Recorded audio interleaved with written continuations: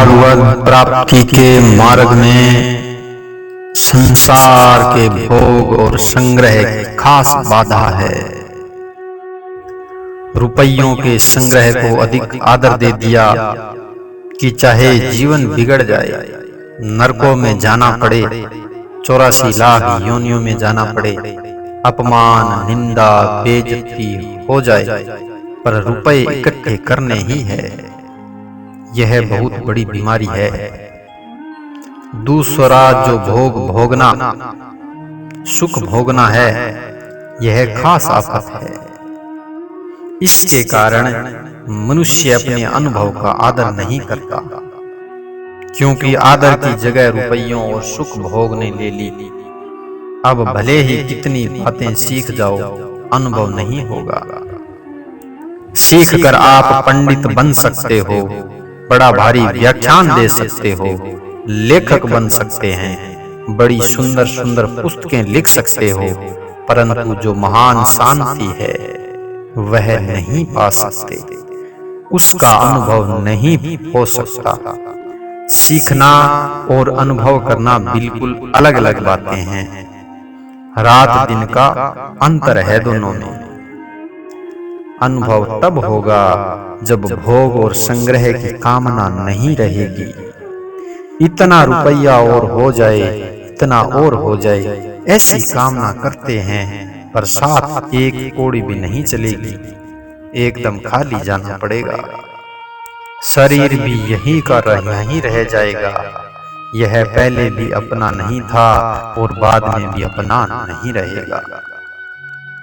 प्रत्यक्ष बात है, परंतु कहने सुनने से यह बात समझ में नहीं आती। जब व्याकुलता जागृत होती, भीतर से भोग और संग्रह से उपरती होकर जलन पैदा होगी, तब यह बात समझ में आएगी। जब तक रुपयों और भोगों से सुख लेते हैं, तब तक यह बात अक्ल में नहीं आ सकती।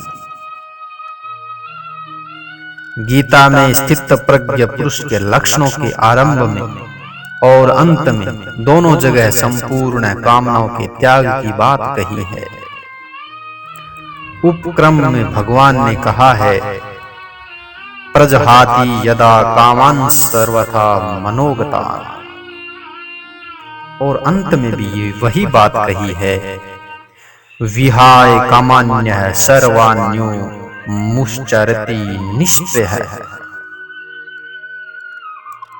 भोग और संग्रह की कामना ही मुख्य है, और इसके आने पर तो सैकड़ों हजारों कामनाएं आ जाती है।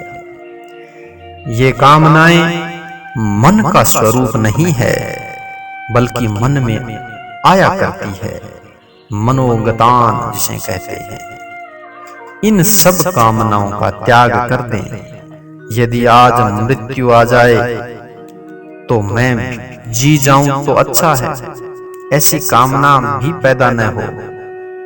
शरीर बहुत ही प्यारा लगता है और यह जाने वाला है। जो जाने वाला है उसकी मोह ममता पहले से ही छोड़ दें।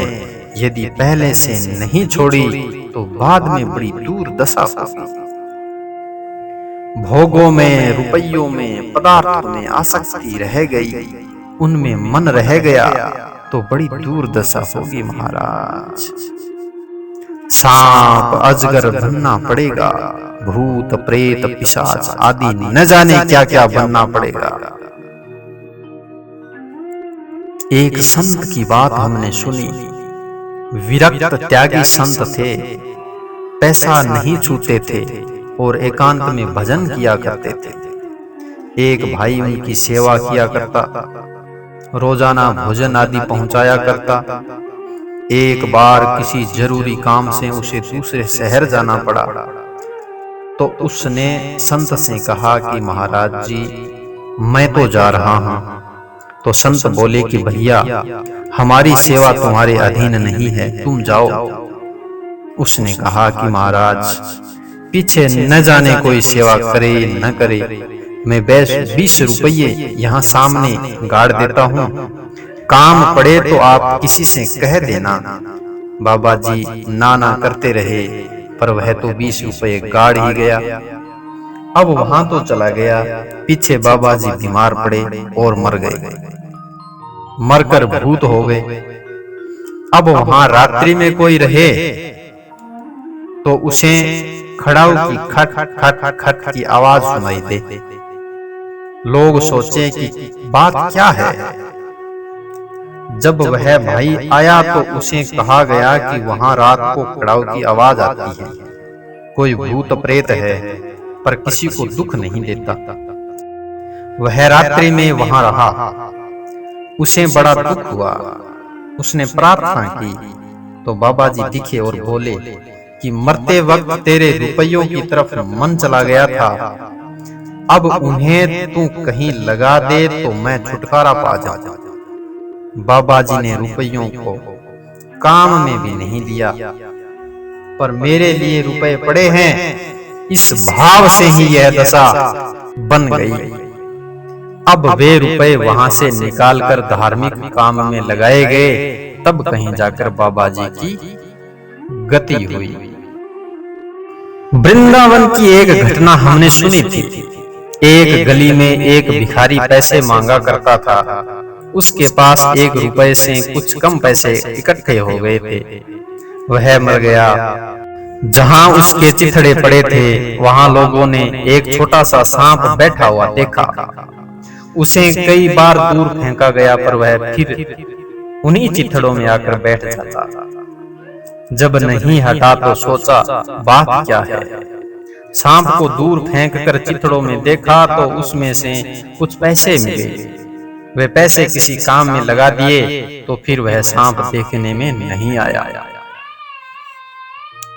यह जो भीतर वासना रहती है, यह बड़ी भयंकर होती है। वासना तब रहती है जब वस्तुओं में प्रियता होती है, और जहां वस्तुओं की प्रियता या आकर्षण रहता है, वहीं भगवान की प्रियता जागृत होनी चाहिए। आप बाहर से भले ही कितने बढ़िया बढ़िया काम करें, पर भीतर संसार की जो प्रियता या आकर्षण है, वह बहुत खतरनाक है। इसलिए भगवान ने संपूर्ण कामनाओं का त्याग करने की बात कही है। निष्प्रह का अर्थ है निर्वाह कैसे होगा, मेरा जीवन कैसे चलेगा, इस प्रकार भी परवाह मन में नहीं रखे। जीवन तो चलेगा ही, जिन कर्मों से शरीर मिला है उन कर्मों से उसका निर्वाह भी होगा। प्रारब्ध न हो तो धनी व्यक्ति भी ज्यादा भोग नहीं भोग सकेगा, और प्रारब्ध में हो तो साधारण व्यक्ति को भी भोग मिल जाएंगे। नहीं मिलने वाला नहीं मिलेगा, और मिलने वाला मिलकर ही रहेगा। मन में जो प्रियता है वह बाधक है, वह नहीं होगी तो भी रुपए, वस्तु, आदर, महिमा आदि मिलेंगे। निर्वाह की चीज तो अपने आप मिलेगी, आप तो आशा करते हैं, यही गलती होती है। भीतर भोग और संग्रह की जो प्रियता है, जिससे वे अच्छे लगते हैं और छोड़ना नहीं चाहते, उसी का त्याग होना चाहिए। त्याग नाम इसी का है। बाहर का त्याग भी अच्छा है, सहायक है, पर वास्तव में त्याग प्रियता का है। वह प्रियता ही जन्म मरण देने वाली और महान नरकों में डालने वाली चीज है। भगवान ने 4 चीजों का त्याग बतलाया है। जो प्राप्त नहीं है उसकी कामना, जो प्राप्त है उसकी ममता, और निर्वाह की स्पृह, और मैं ऐसा हूं यह अहंकार, जिसके कारण अपने में दूसरों की अपेक्षा विशेषता दिखती है। जो पुरुष संपूर्ण कामनाओं का त्याग कर ममता रहित, अहंकार रहित और सप्रिहार रहित हुआ विचरता है, वही शांति को प्राप्त करता है। कामना, स्पृहा, ममता और अहंकार, इन चारों का सर्वथा त्याग हो जाए तो अभी शांति मिल जाए। ये चारों महान अशांति पैदा करने वाली चीजें हैं। इनको तो त्यागना नहीं चाहते और शांति पाना चाहते हैं, ऐसा कभी नहीं हो सकता। कामना के त्याग से ही कर्म योग सिद्ध होगा और कर्म योग के द्वारा सिद्ध हुए पुरुष का नाम स्थित प्रज्ञ है। उसके लक्षण बतलाते समय आरंभ और अंत में कामनाओं के त्याग की बात कही। कामना, स्पृहा, ममता और अहंकार, इनका त्याग होने पर फिर एक ब्रह्म की प्राप्ति हो जाएगी। अंत में न जाने कहां वासना रह जाए और जगह न रहे, पर शरीर में तो रह सकती है। इसलिए मनुष्य जितना सावधान रहे उतना अच्छा है। शरीर तो मूल चीज है, इसलिए इसमें अहंकार, ममता नहीं रहनी चाहिए। इसमें अहंता, ममता होने से इसके निर्वाह की इच्छा होती है, पर इच्छा से तो शरीर रहेगा नहीं। जीने की इच्छा करते करते ही लोग मरते हैं।